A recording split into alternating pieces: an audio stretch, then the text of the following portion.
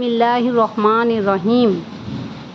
আমার সুপ্রিয় দর্শক মণ্ডলী, মা ও বোনেরা, সকলকে জানাই আসসালামু আলাইকুম। আশা করি তোমরা আল্লাহর অশেষ রহমতে ভালো আছো। আর আজ এই রাত্রে সবাই সুস্থ থাকো এবং ইমানের সঙ্গে থাকো।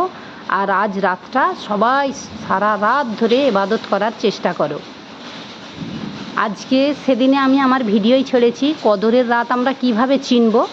তা কদরের রাত চেনার উপায় হচ্ছে, এই রাত্রিটা হবে মৃদু মন্দ বাতাস বইবে, একদম ঠান্ডা আবহাওয়া হবে, কোনো গরম নেই, খুব যে শীত তাও নয়, আরামদায়ক আবহাওয়া, ইবাদত করার পুরো উপযুক্ত আবহাওয়া।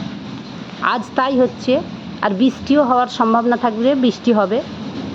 কেননা নবীজি যখন এই রাত্রে নামাজ পড়েছিলেন, নবীজির কপালে সিজদা দেওয়ার সময় কাদা লেগে গেছিলো। এ থেকে বোঝা যাচ্ছে যে এই রাত্রে বৃষ্টি হয়েছিল, কদরের রাত্রে। তাই কদরের রাতটা নবীজিকে ভুলিয়ে দেওয়া হয়েছিল, বা হৃদয় থেকে ভুলে গিয়েছিলেন নবীজি। ওই রাত্রে কদরের রাত সবাইকে তার উম্মতদের জানানোর জন্য বেরিয়েছিলেন, কিন্তু ওই মসজিদ থেকে বেরোনোর পর দুটো মুসলিম লোকের মধ্যে ঝামেলা হচ্ছিল। সেই ঝামেলায় নবীজি তাদের ঝামেলা সংশোধন করার জন্যে তাদের কাছে যেতে ভুলে গিয়েছিলেন কোন রাতটা। তবে নবীজির এটা মনে ছিল যে শেষ রমজানের শেষ 10টা বিজোড় রাতের মধ্যে 5টা রাত, বিজোড় যে শেষ যে 10টা রোজা তার বিজোড় রাত। তাই বিজোড় রাত আজকে যতটা সম্ভব কদরের রাত বোঝা যাচ্ছে আজকে, কেননা আকাশটা পরিষ্কারই আছে, মেঘলা যে হয়ে আছে অন্ধকার ঘুটঘুটে তা নয়। আর আরামদায়ক আবহাওয়া, সন্ধ্যা থেকেই হাওয়া বইছে, মৃদু মন্দ সুন্দর হাওয়া বইছে, এবং রাত্রে এই এখন বৃষ্টিও হচ্ছে। তাই আজকের রাতটা আমরা ছাড়বো না, যে যতটা সম্ভব সারা রাত জেগে ইবাদত করা দরকার। আমার নবীজি সারা রাত জেগে ইবাদত করেছিলেন এবং তার পরিবার লোকেদের ইবাদত করার জন্য তাগিদ দিয়েছিলেন। নবীজি যখন বনি ইসরায়েলের লোকেদের কথা তার সাহাবীদের নিয়ে বলছিলেন যে বনি ইসরায়েলের লোকেদের অনেক আল্লাহ রব্বুল আলামিন হায়াত দিয়েছিলেন, তারা 1000 বছর বেঁচে ছিলেন এবং তারা প্রচুর ইবাদত করে গেছেন, তারা জিহাদ করেছেন, শহীদ হয়েছে, তাদের জান্নাতে যাওয়া সহজ হয়ে গেছে। কিন্তু নবীজি চিন্তা করছিলেন যে আমার উম্মতরা কিভাবে জান্নাতে যাবে, তারা এই 60-70 বছর বয়সে কতটা ইবাদত করবে। তাই আল্লাহ রব্বুল আলামিন এই সূরাটা নাজিল করেছিলেন, সূরা কদর। আর এই কদরের রাত্রিতেই কোরআন নাজিল হয়েছিল। এই সূরা কদরের মানে হচ্ছে যে আল্লাহ রব্বুল আলামিন বলছেন, আমি কোরআন নাজিল করেছি কদরের রাত্রে। তুমি কি জানো, আমাদের নবী, প্রিয় নবী হজরত মুহাম্মদ সাল্লাল্লাহু আলাইহি ওয়াসাল্লামকে বলছেন যে তুমি কি জানো কদরের রাত কি? কদরের রাত 1000 মাস চাইতেও বেশি ভালো। ফেরেশতারাও রূহ নিয়ে এই রাতে তাদের রবের অনুমতিক্রমে প্রত্যেকটি হুকুম নিয়ে নাজিল হয় এই রাতটি পুরোপুরি শান্তিময় ও ফজর উদয় হওয়া পর্যন্ত। তাহলে এটিতে আমরা বুঝতে পারছি যে কদরের রাতটা কত বড় রাত। এই রাতটা হচ্ছে, কদরের রাত হলো ক্ষমতা প্রদর্শনীর রাত, ভাগ্যের রাত, বরকতের রাত এবং সিদ্ধান্ত গ্রহণের রাত।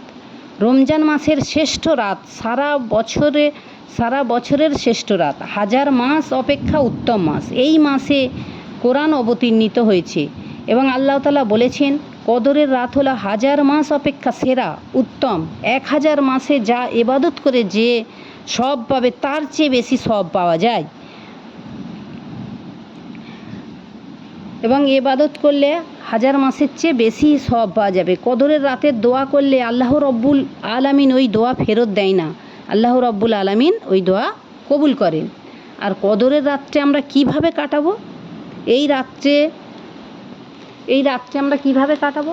এই রাত আমরা ওই পবিত্র কদরের রাত সম্পর্কে আল্লাহ রব্বুল আলামিন কোরআনুল করিমের মধ্যে একটা সূরা নাজিল করেছেন। এক্ষুনি যে সূরাটা আমরা পড়লাম, সূরা কদরের মানেটা যেটা পড়লাম।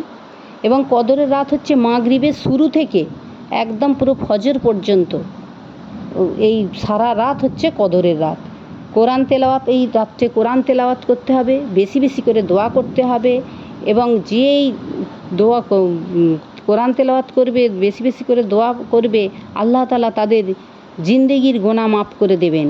এবং এশার নামাজ পড়ার পর কদরের নামাজ শুরু হয়। এশার নামাজ পড়ে নিয়ে তারাবির নামাজ পড়ে তারপর কদরের নামাজ শুরু হয়। এই নামাজটা কীভাবে পড়তে হয়? এই নামাজটা হচ্ছে 2 রাকাত করে পড়তে হবে, যে যতটা পারে। সারা রাত জেগে যে যতটা 2 রাকাত করে যে যতটা পারে। প্রথম রাকাতে সূরা কদর মানে আলহামদুলিল্লাহ পড়ে সূরা ফাতিহা পড়ে তারপর সূরা কদর পড়তে হবে। দ্বিতীয় রাকাতে যেমন রুকু সেজদা যেমন যাই সব করে নিয়ে উঠে আবার দ্বিতীয় রাকাতে আলহামদুলিল্লাহ পড়ে কুলহু আল্লাহু আহাদ 3 বার পড়তে হবে। মানে এই রাত গুরুত্বপূর্ণ জিকির, এই রাতে বিভিন্ন গুরুত্বপূর্ণ জিকিরও রয়েছে। যে জিকির 50 বছরের গোনা মাফ করে দেয়, এই জিকিরে আসমানের দরজা খুলে যায়, এই জিকির আরশে আজিমে পৌঁছে যায়। এই জিকিরটা হচ্ছে লা ইলাহা ইল্লাল্লাহু মুহাম্মাদুর রাসূলুল্লাহ, লা ইলাহা ইল্লাল্লাহ। এইটা আমরা 100 বার বা 100 বার যদি না পড়তে পারি 11 বার পড়ব। আর দ্বিতীয় জিকির হলো, এই জিকিরের ফজিলত হচ্ছে, এই জিকির একটা গোনা মাপের শ্রেষ্ঠ জিকির। আস্তাগফিরুল্লাহ ওয়া আতুবু ইলাইহি, তাওবা আস্তাগফিরুল্লাহ ওয়া আতুবু ইলাইহি। এটাও 11 বার, 100 বার পড়তে পারলে ভালো, না হলে 11 বার পড়ব। তারপর 3 নাম্বার হচ্ছে লা হাওলা ওয়ালা কুওয়াতা ইল্লা বিল্লাহিল আলিয়্যিল আযীম। 4 নাম্বার হচ্ছে সূরা ইখলাস অর্থাৎ কুলহু আল্লাহু আহাদ, এটা 3 বার পড়তে হবে। এটা আল্লাহ যে এক এবং অদ্বিতীয়, আল্লাহর গুণগান এতে রয়েছে। আর আমরা কি পড়ব? সুবহান আল্লাহ 33 বার, আলহামদুলিল্লাহ 33 বার, আল্লাহু আকবার 34 বার, আর 11 বার বা 100 বার দরুদ শরীফ পড়ব। যে কোনো দরুদ শরীফ, দরুদ ইব্রাহিম পড়লেও ভালো। এছাড়া যদি তাও না আমরা পড়তে পারি সাল্লাল্লাহু আলাইহি সাল্লাম, এই দরুদ পড়লেও ভালো। কিয়ামতের দিন নবীজি দরুদ পড়লে কিয়ামতের দিন নবীজির সঙ্গে সাফাহাত পাওয়া যাবে, আর এই সাফাহাত পাওয়া মানে সে জান্নাতবাসী হবে। আর নবী সাফাহাত পাওয়া যাবে। আর হচ্ছে দরুদ পড়লে আমরা ওই দিন আল্লাহ রব্বুল আলামিন, আমরা যদি নবীজির সাফাহাত পাই, নবীজি আমাদেরকে নিজ হাতে সূরা কাউসার দান করবেন। আর হচ্ছে আরেকটা হচ্ছে পড়তে হবে, সেটা হচ্ছে ইয়া জিল জালালি ওয়াল ইকরাম, এটাও 3 বার পড়তে হবে। এরও অশেষ গুণাগুণ রয়েছে, এর অশেষ ফজিলত রয়েছে। এতেও গোনা মাপ চাইলে আল্লাহ রাব্বুল আলামিন এটা পড়ে গোনা মাপ করে দেন।